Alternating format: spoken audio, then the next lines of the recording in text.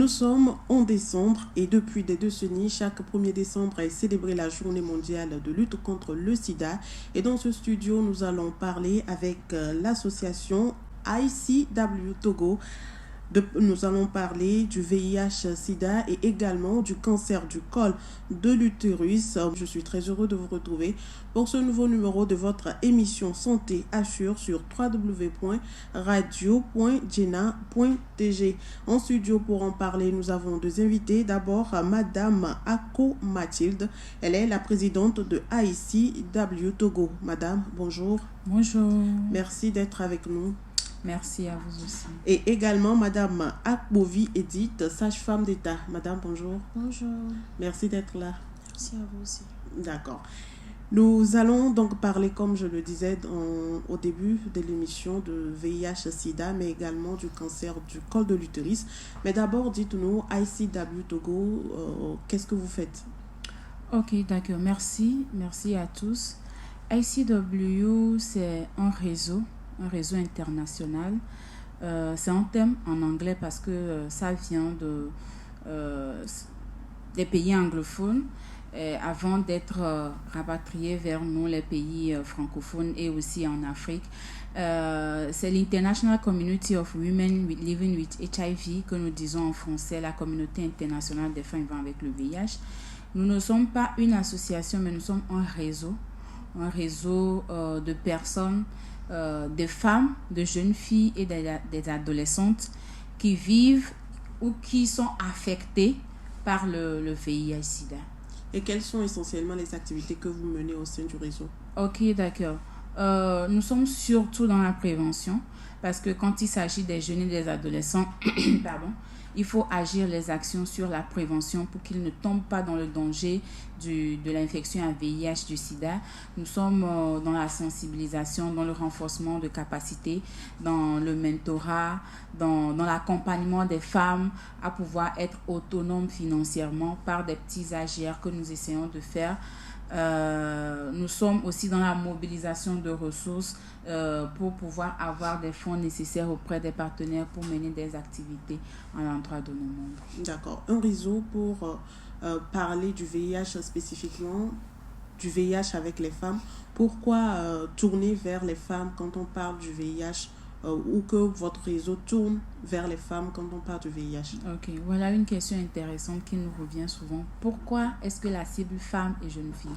Vous n'êtes pas sans savoir qu'on prend l'épidémie à VIH au niveau même de la prévalence. Les femmes sont plus exposées. La prévalence, elle est plus grande au niveau des femmes qu'au niveau des hommes. Et de par notre constitution physiologique aussi de la femme, nous sommes plus exposés à plusieurs maladies.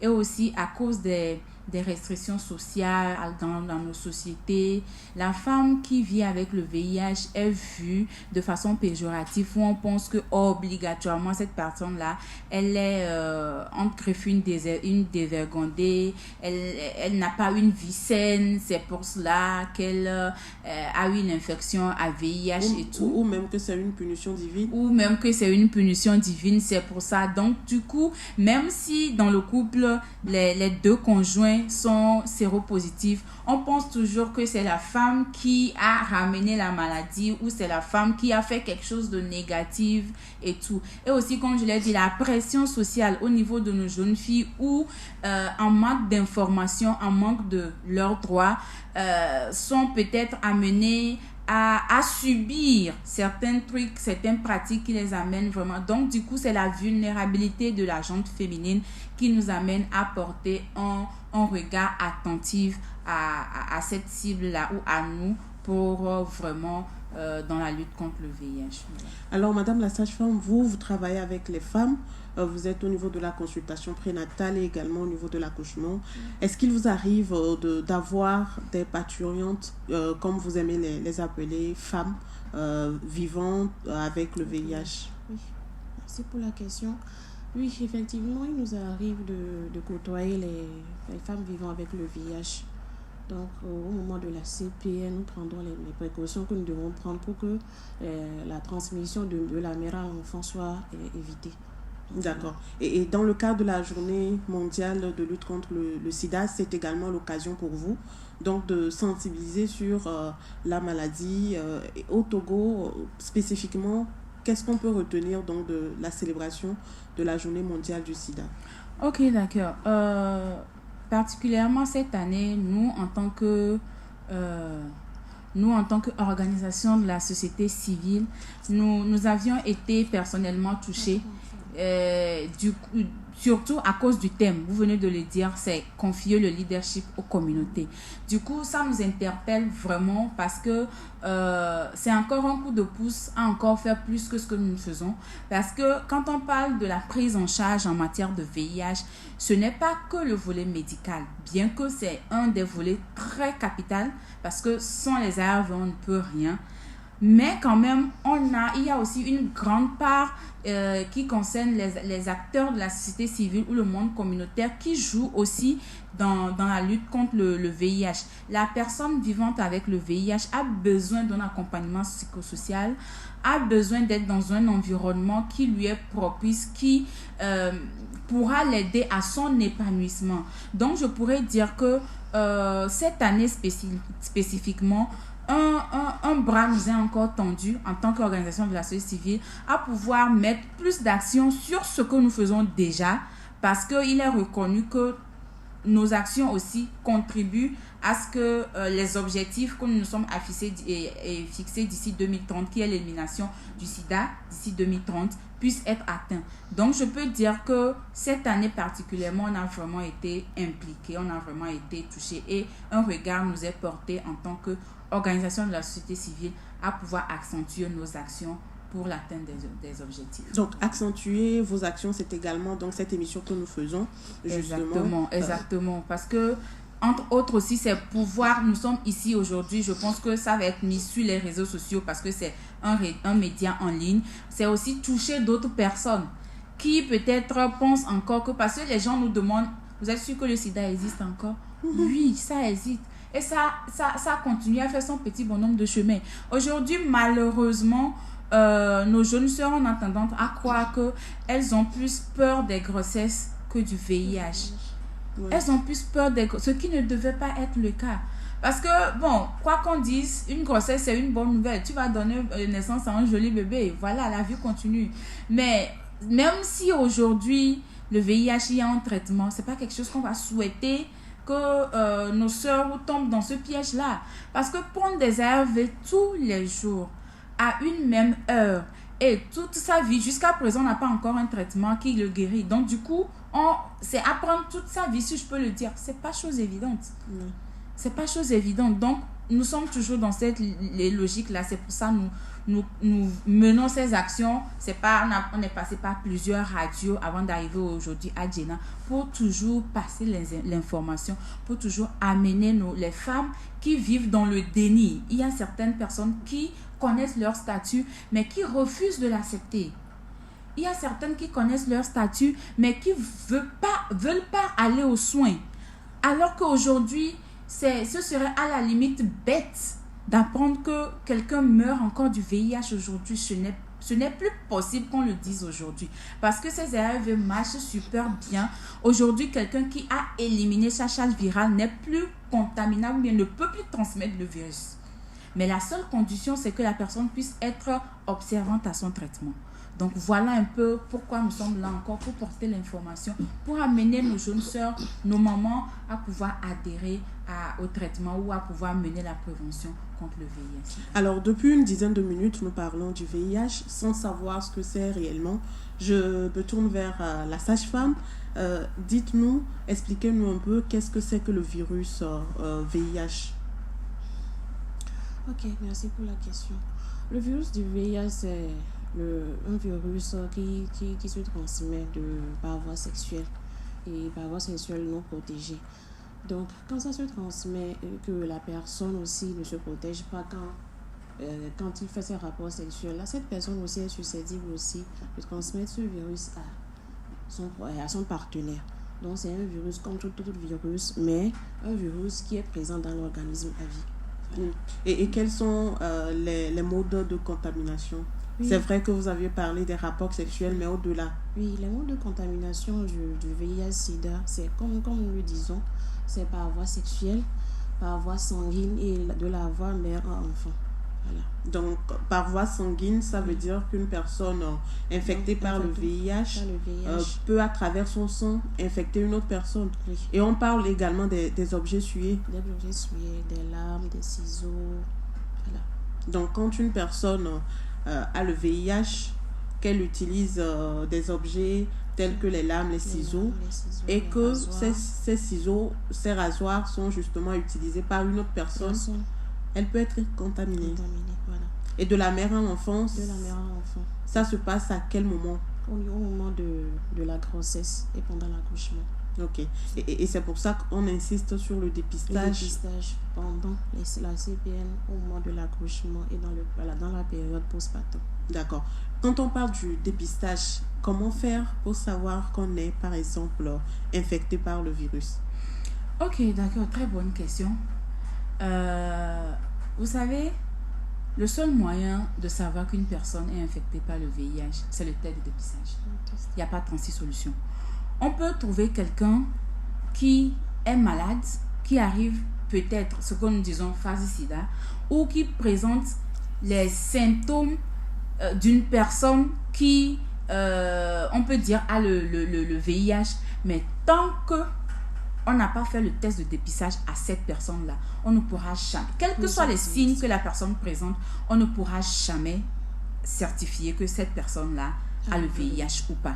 C'est le seul test aujourd'hui où nous sommes, c'est le test de dépistage qui est aujourd'hui gratuit dans tous les centres, seul qui permet à une personne d'être déterminée ou d'être diagnostiquée séropositif ou pas. Le test de dépistage du VIH-Sida, oui, qui se fait dans tous les centres, vous avez précisé, gratuitement. Le test est gratuit. Donc, je peux par exemple décider aujourd'hui d'aller dans un centre, je prends par exemple le CMS de Djolé, et dire que je veux faire le test de dépistage. Et le test est gratuit. Et on me posera pas de questions?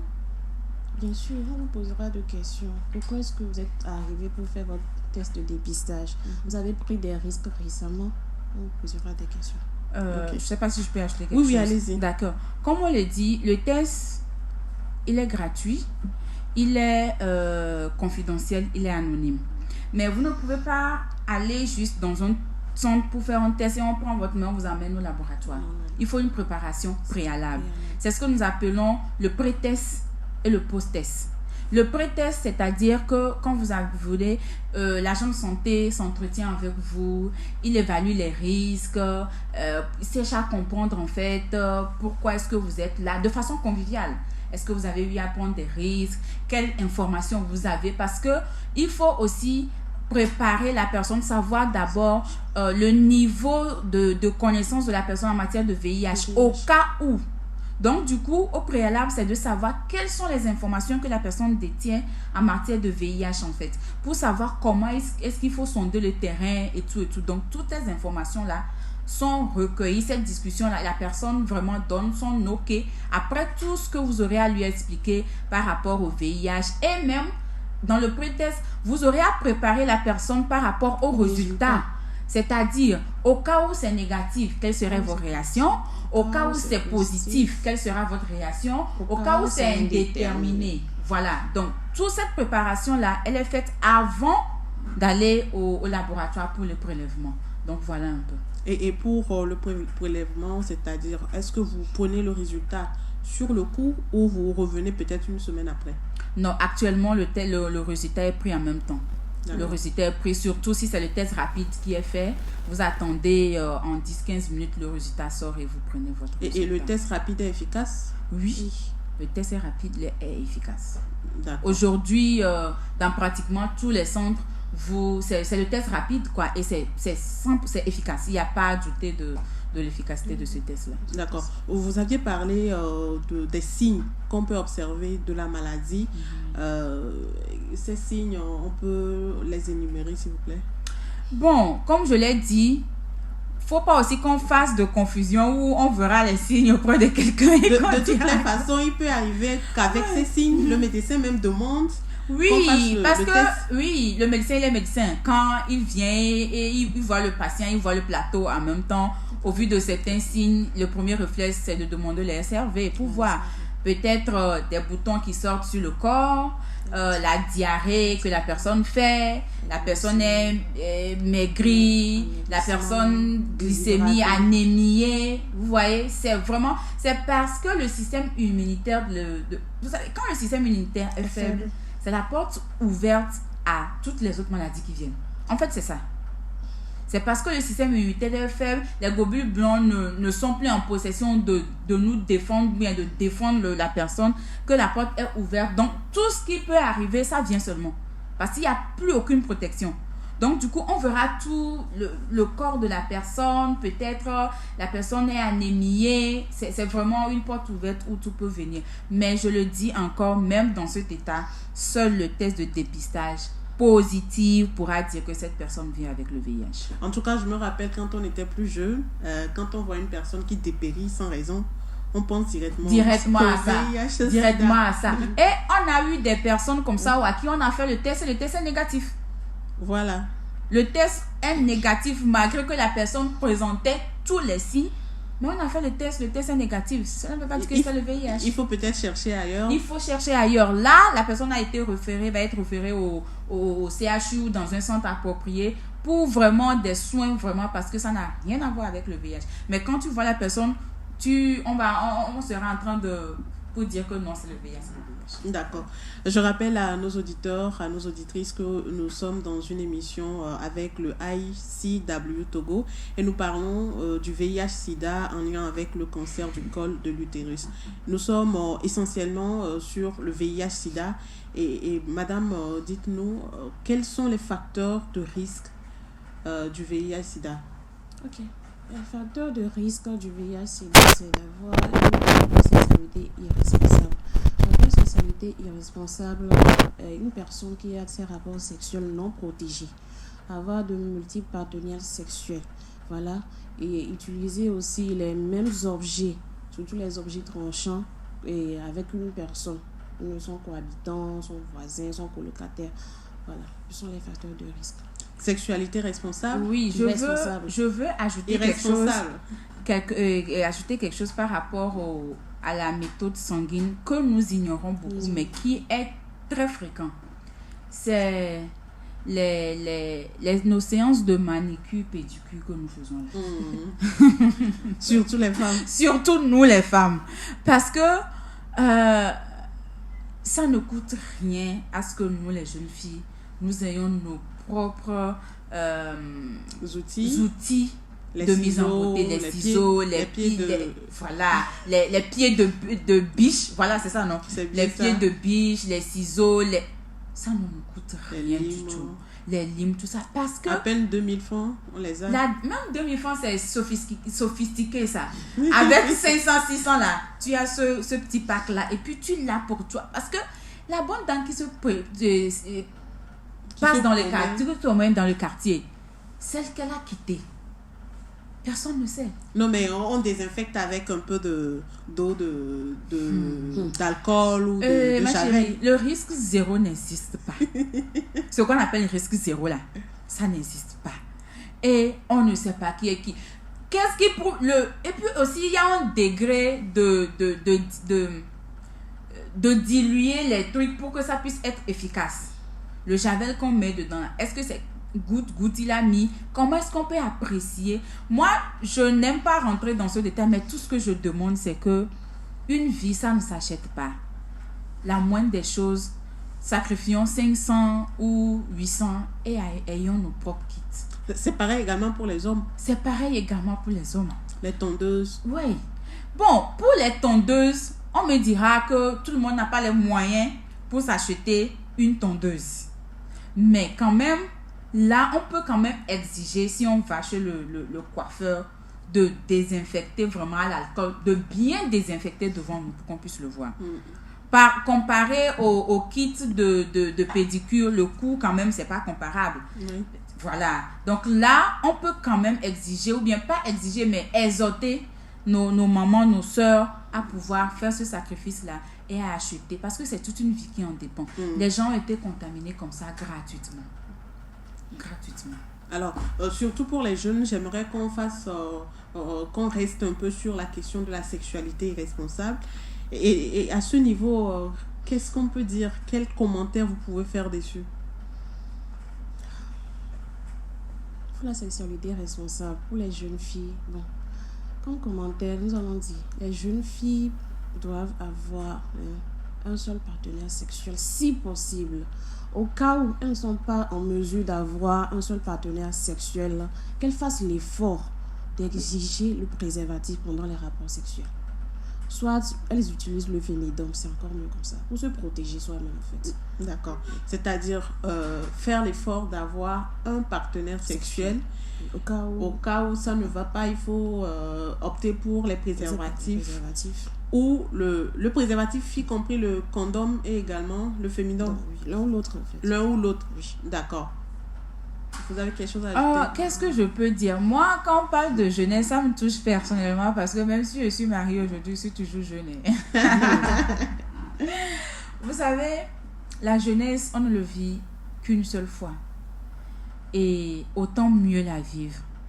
Autant vraiment mieux vivre cette jeunesse-là. Aujourd'hui, avec les réseaux sociaux, tout passe à gauche, tout passe à droite. Mais notre demain, ça se construit aujourd'hui. Pour 5 à 10 minutes de plaisir, gâcher sa vie comme ça, moi je trouve vraiment ça, si je peux le dire, un peu mal.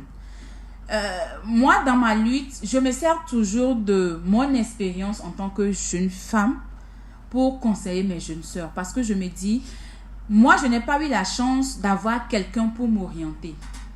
Et ça m'a mené certainement à faire des erreurs dont je regrette aujourd'hui. Mais je leur dis toujours, aujourd'hui, moi, je suis là pour vous. Je me dis, servez-vous de mes erreurs pour ne pas en faire aussi aujourd'hui. Donc, comme Edith vient de le dire, les gens diront, on ne peut pas manger la banane avec la peau, le préservatif, quand on le met, on ne sent rien. Aujourd'hui, il y a des préservatifs ultra fins à la pharmacie que vous pouvez acheter. Et même en le mettant, vous ne sentirez même pas que... la femme ne sentira même pas qu'on a mis un préservatif. Il y a des préservatifs ultra fins aujourd'hui. Le coût du préservatif. Oui, on va me dire le coût. Mais de la même façon aussi, il y a des préservatifs qui se donnent, pas distribués. On ne distribue pas, on donne. Des préservatifs qui se donnent aujourd'hui gratuitement. Mais si tu penses que ce qu'on donne gratuitement ne pourra pas faire l'affaire, mais ta santé, peut-être aller acheter un préservatif à 1500 à la pharmacie que d'aller courir le risque. Parce que ce qu'on oublie surtout pour la fille, l'homme, il suffit que l'homme jouisse, mette sa semence en toi et il est séropositif. C'est fini, hein, c'est fini, il n'y a plus rien à faire. Mais pour la femme, c'est pas aussi ça. Genre, la contamination, elle est plus rapide de l'homme à la femme que de la femme à l'homme. Voilà un peu. C'est là où je dis encore que nous sommes plus exposés. Est-ce que vous voyez? Une femme vivant avec le VIH peut avoir un partenaire et ils vont faire toute une vie sans que le monsieur ne soit infecté. Ouais. C'est vrai que c'est pas... Il n'y a pas de risque zéro. Mais ça peut arriver. Ça dépend. Tant qu'il n'y a pas contact avec le contact de sang, cela ne peut jamais être le cas pour un homme qui vit avec le VIH avec une femme. Tant que le monsieur libère sans semence, c'est fini, il n'y a plus rien à faire. Du coup, essayez de voir entre toute une vie et un préservatif, aller acheter à la pharmacie à 1500. Tu vois, non? Donc, de toutes les façons, on sait qu'à un certain âge, on pratique la sexualité. Ouais. Beaucoup ont par exemple honte d'aller à la pharmacie et de dire je souhaite avoir des préservatifs. Je pense que quand comme vous l'aviez dit, quand on voit le risque qu'on court derrière, il faut évaluer. Et le fait de dire je veux un préservatif comme un produit, c'est rapide. La fois passée, j'étais dans une pharmacie et un jeune monsieur est venu. C'est que le gars, c'est que je l'ai apprécié. Il s'est senti libre, quoi. Sans façon. Je t'assure. Tata, bonsoir. J'ai connu son bédon. Mais il dit préservatif, si. C'est que nous tous, on était dans la faillite rire. On a arrive, parce que le gars était tellement à l'aise. Et il dit, oh, mais il a connu un. Non, mais c'était intéressant, j'ai apprécié. Et puis, ça a amusé tout le monde. Le gars a pris son tour, il est parti. Est-ce que ça, là, c'est un problème? Non. Non, tout le monde a rire là dans la pharmacie. Il a pris son tour, il est parti. Alors, nous allons maintenant parler donc du cancer du col de l'utérus. Déjà, pourquoi vous associez les deux maladies? Pourquoi parler du VIH et également du cancer du col de l'utérus? Ok, d'accord. Pourquoi pour nous parler de ces deux maladies-là? Nous, à ICW, tout ce qui touche à la santé de la femme nous interpelle. Tout ce qui touche à la santé de la femme, de la jeune fille nous interpelle. Et le cancer du col de l'utérus est un cancer qui fait beaucoup de dégâts. La sage-femme elle a mieux, elle va aller dans les profondeurs, mais cette maladie fait beaucoup de dégâts et c'est un cancer très viral. Donc, du coup, les femmes qui vivent ou les jeunes filles qui vivent avec le VIH-Sida sont susceptibles de développer ou bien sont plus à risque d'être en contact avec ce virus-là. Et s'ils le sont et qu'ils sont immunodéprimants, ils sont susceptibles de faire une forme grave du cancer. Donc, du coup, on s'est dit, il est aussi de notre devoir de pouvoir parler aussi de ce cancer. Aujourd'hui, on est là pour le cancer du col de l'utérus. Certainement, demain, on sera là pour le cancer du sein parce que c'est aussi un autre mal qui gangrène aussi la vie de la femme. Donc, c'est vraiment important parce qu'on se dit que la femme vivant avec le VIH est plus susceptible de rentrer en contact à cause de son système immunitaire qui est un peu faible du virus du cancer en fait. D'accord. Le VIH, c'est un virus. Le cancer du col de l'utérus, c'est également un virus. Est-ce que c'est par rapport au virus qu'on parle ou qu'on associe les deux maladies ou c'est parce que justement le cancer du col de l'utérus est une maladie grave qu'il faut justement l'associer avec le VIH-Sida? Ok, merci. Je dirais que c'est concernant les deux cas. Parce que tous les deux sont des virus. Le VIH, c'est un virus. Et le human papillomavirus aussi, qui est responsable du cancer du col de l'utérus aussi, c'est un virus. Donc, nous avons fait le lien.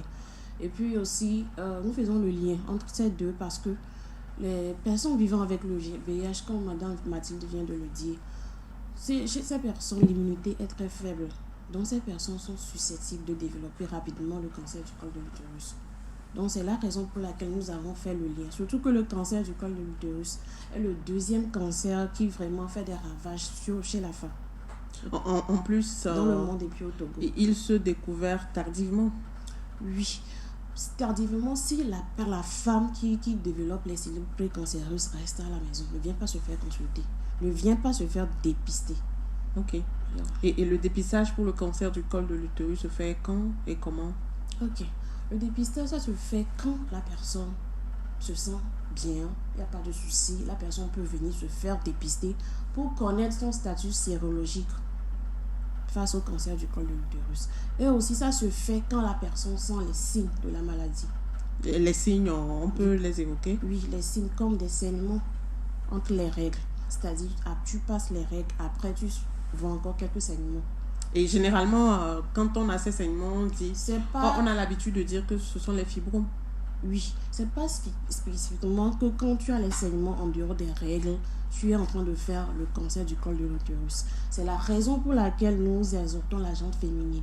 Si une personne a ces saignements, si une femme a ces saignements en dehors des règles, de venir se faire consulter par un spécialiste, une sage-femme ou un gynécologue. En dehors des saignements, en dehors des règles, il y a aussi des douleurs pelviennes, des saignements au contact du col, des infections répétées. C'est-à-dire la femme fait des infections à répétition.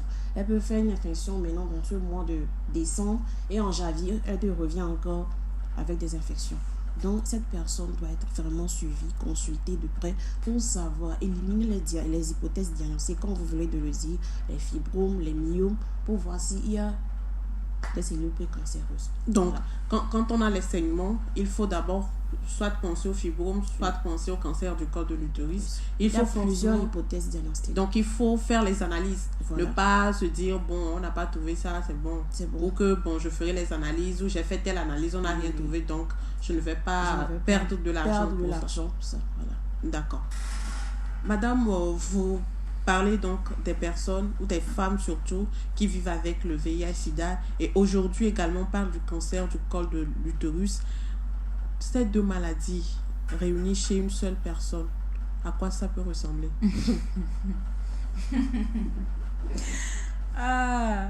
C'est quelque chose qu'on ne souhaiterait pas parce que le cancer en elle-même, bon,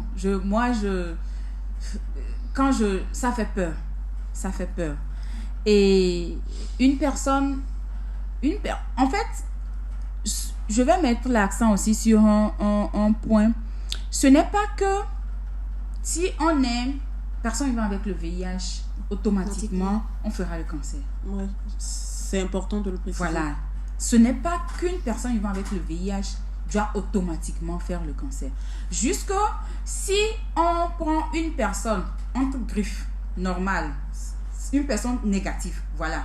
On prend 10 personnes négatives et on prend 10 personnes vivant avec le VIH. La prévalence va plus pencher. On pourra voir peut-être 3 personnes vivant avec le VIH et une personne vivant sans le VIH qui seront susceptibles. Le problème, c'est que tant que la personne n'a pas été en contact avec le virus, il n'y a rien. Est-ce que vous voyez? Tant que la personne n'a pas été en contact avec le virus, il n'y a rien. Maintenant, supposons que vous êtes séropositif. Vous n'êtes pas sous traitement. Vous avez votre charge virale qui laisse des cartes qui ne sont pas... Le plateau technique qui n'est pas bon. Et au même moment, vous rentrez en contact avec le virus du cancer du col de l'utérus. Là, c'est grave. C'est ce à quoi nous ne voulons pas arriver en fait. Oui. Et c'est pour ça donc on fait cette émission. Exactement. Et c'est pour ça également vous faites des actions pour sensibiliser. Justement. C'est d'amener vraiment les personnes qui vivent avec le VIH à être observants à leur traitement. 1. De 2, à pouvoir se faire dépister. Le frottis, il est là. À pouvoir se faire dépister pour essayer de prévenir. S'il y a quelque chose, qu'on puisse traiter en même temps les petits signes ou bien ce qu'on verra au début, qu'on puisse les traiter en même temps. Que de ne laisser jusqu'à ce que, comme on l'a dit, ça se détecte tard parce que vous êtes resté à la maison. Vous n'avez pas un système de dépistage peut-être une fois dans l'année à aller voir comment est-ce que ça se passe là-bas et tout. Rien. Et c'est quand vraiment ça arrive à un stade là qu'on saura qu'il y a quelque chose alors que le pire est déjà en train de se passer. Donc c'est pour ne pas arriver à ces stades vraiment graves là que nous essayons d'attirer l'attention de la population ici et là à l'importance du dépistage, non seulement du dépistage du VIH mais aussi le dépistage du cancer du col de l'utérus. D'accord. Il est important donc de faire le dépistage du cancer du col de l'utérus et également du VIH, ne serait-ce qu'une fois dans l'année. Et au-delà du dépistage, qu'est-ce qu'il faut faire pour donc être à l'abri de ces deux maladies? Okay. Qu'est-ce qu'il faut faire pour être à l'abri du VIH et du cancer du col de l'utérus? Ce qu'il faut faire pour le cancer du col de l'utérus, d'abord, ce qu'il faut faire, c'est d'avoir une sexualité responsable. Je dis sexualité responsable, avoir un partenaire sexuel sûr, un seul partenaire sexuel.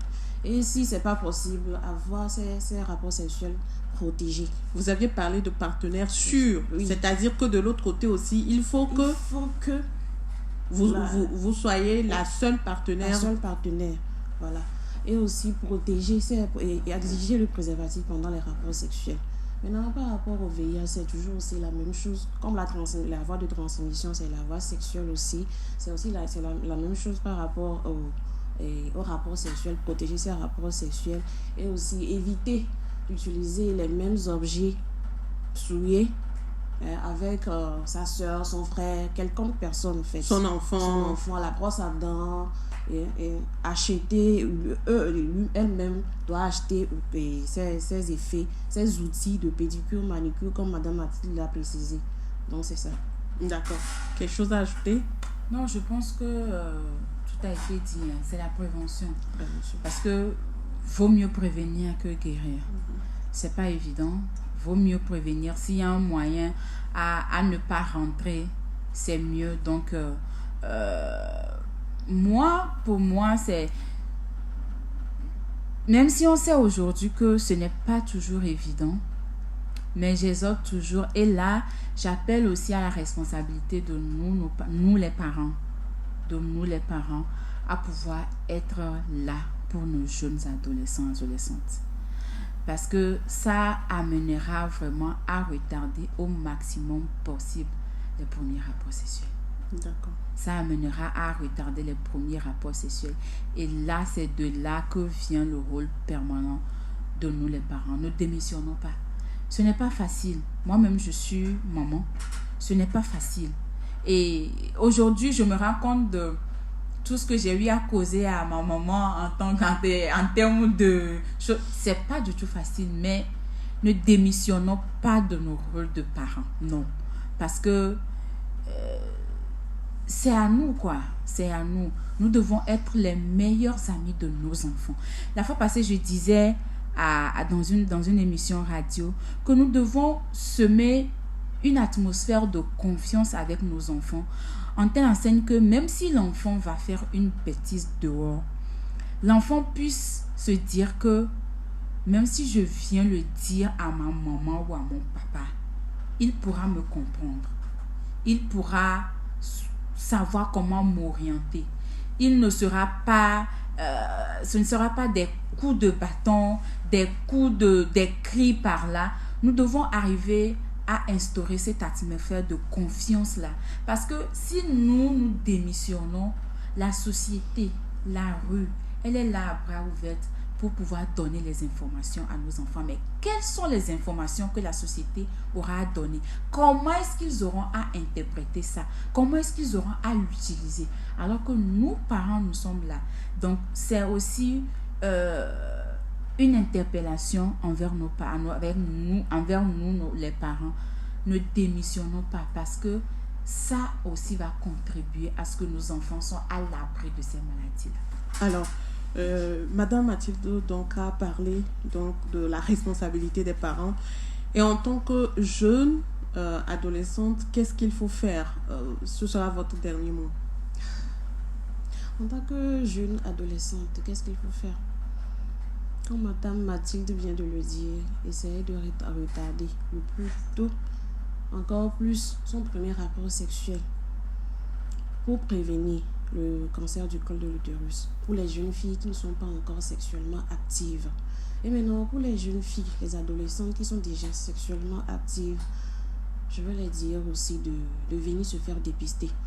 De ne pas rester à la maison quand elles sentent des symptômes, des signes préalablement cités. De ne pas rester à la maison dire non, j'ai honte, je ne peux pas venir écarter pour qu'on sente l'odeur qui sort de là, pour qu'on sente le pus qui sort de là. Non, de venir se faire dépister.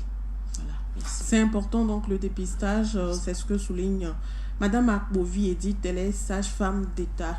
Je laisse donc la parole à Madame Ako Mathilde, la présidente de ICW Togo, pour peut-être des mots de remerciement. Ok, merci beaucoup. Merci à vous pour l'opportunité que vous nous avez donnée de passer aujourd'hui pour parler à la jeunesse, pour parler à la gente féminine par rapport à ces mots-là qui nuisent vraiment la santé de nos pères. Voilà, je tiens vraiment à dire merci. Merci à vous, chers partenaires qui nous avez acceptés. Merci aux partenaires aussi qui nous accompagnent. Je veux citer par là l'ONU-SIDA, le CNLS, le PNLS, RAS+, Togo, les autres associations aussi sœurs qui sont là parce que nous, on vient d'arriver, on n'a pas encore... Nous sommes juste un bébé qui essaie de faire son petit bonhomme de chemin, mais il y a d'autres associations qui sont là et qui nous prennent à bras le corps, qui nous orientent. Il y a Espoir Vie Togo qui est là toujours derrière nous, qui nous soutiennent et qui nous montrent vraiment le chemin à suivre. Je tiens vraiment à leur dire merci et à toujours être là pour nous, à nous orienter et pour pouvoir amener ensemble, parce que nous tous, on vise le même objectif pour qu'on puisse arriver à bon port ensemble. Merci beaucoup. La solidarité dans la lutte contre le VIH-Sida, ce sera votre mot de la fin, Madame Ako Mathilde, présidente de ICW Togo. Merci également à Madame Akovi Edith, sage-femme d'État. Merci, chers auditrices, auditeurs, de nous avoir suivis. C'était un plaisir. Et comme nos deux invités l'ont dit, il faut faire le dépistage du cancer du col de l'utérus et également du VIH-Sida. Il faut également avoir une sexualité responsable et au maximum faire l'effort d'avoir ces outils pour les pédicures, manicures. Je suis Eugénie Gadedi Sotosu. Excellente suite de nos programmes. À très bientôt.